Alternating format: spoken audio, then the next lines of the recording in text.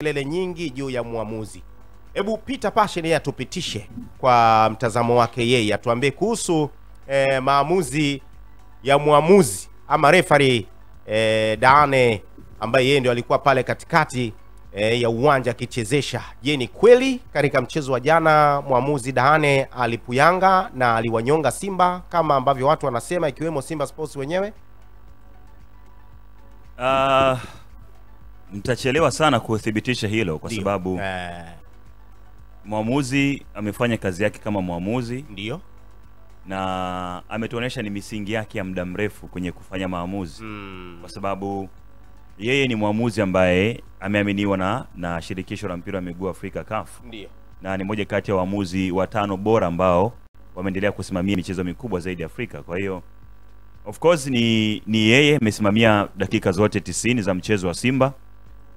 Kwamba amewanyonga Simba au hajawanyonga Simba, inabidi pale nipate mafikirio mengi zaidi, ni eneo gani ambalo amewanyonga Simba.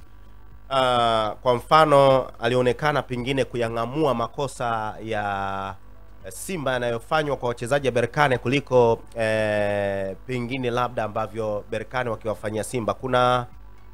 Kuna ile foul moja ambayo nafikiri alifanyiwa Budo, pia watu wanaiongelea, alafu punde kidogo akaenda kuonyesha kwamba kaliona kosa la mchezaji wa Simba kwenda Berkane, lakini kwa Berkane kwenda Simba ni kama vile alikuwa anawanyonga. Lakini pia wakati huo tunashuhudia hata goli la Dese Mukwala, watu wanadai pengine labda wamenyonga. No, tunataka tutufahamu kwa ufupi kuhusu refa Dahane na mchezo wa jana. Ni kweli aliwanyonga Simba? No, mimi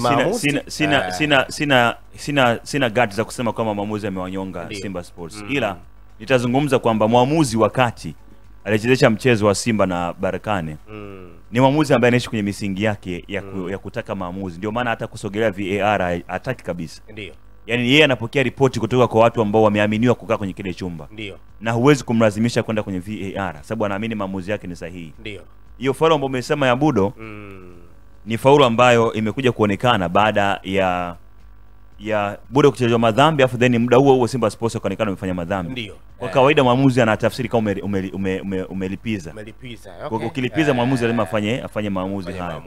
Lakini mimi pekee kitu ambacho naweza nikamlaumu mwamuzi au kitu ambacho naweza nikasema bwana mwamuzi amekuwa hayuko fair ni kwenye kuteki action mapema kuliko matukio yenyewe. Okay. Yaani tukio likitokea ameshafanya maamuzi muda huo. Yaani hana subra. Yani hapo ndio naweza kusema sasa mwamuzi huyu amekuwa katika hii ndio changamoto yake. Lakini sehemu zingine zote sidhani kama alikuwa ni sehemu hiyo. Sidhani. Na vipi kuhusu ile red card ya Yusuf Kagoma, kwa sababu pia wanasema pengine alifanya haraka sana hasa kwenye mchezo wenye hadhi ya finali.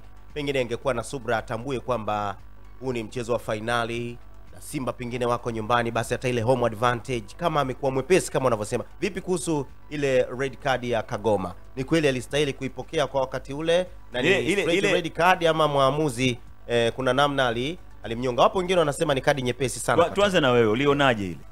Mimi nilivyoona mimi kwa upande wangu mimi niliona kama amereact haraka, ni kadi nyepesi sana. At least ile kadi ya njano ya kwanza kwa kosa alofanya kidogo niliona kweli, lakini japo tunafahamu Kagoma naye na vitu vyake anafanya, lakini ile kadi ya pili ni kama aliwa surprise wengi kwemo na mimi. Sio kadi nyepesi. Hakunaga kadi nyepesi wala hakunaga faulu nyepesi. Faulu ni faulu ambayo ikitokea lazima muamuzi atoe tafsiri yake kutokana na mujibu wa namna ambavyo kanuni inataka. Ndio. Ile ilikuwa ni faulu ambayo alicheza Yusuf Kagoma. Ndio. Sasa kwa sababu ni faulu imeshatokea, muamuzi alikuwa hana namna nyingine zaidi ya kufanya kile ambacho alikifanya. Okay. Kwa sababu nimekwambia mimi tamlalamikia sehemu moja tu, kwenye kutake action mapema. Ndio. Yaani bila kutaka kufikiria mara mbili ameshafanya maamuzi.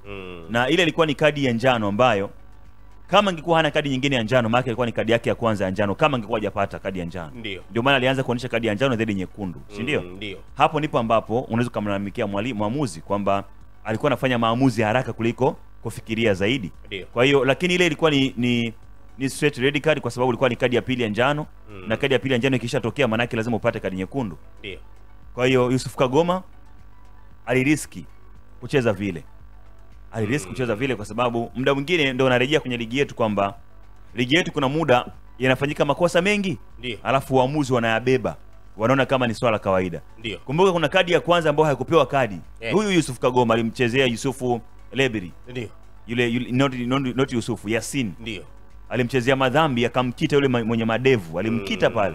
Lakini mwamuzi akaacha ile fair, si ndio?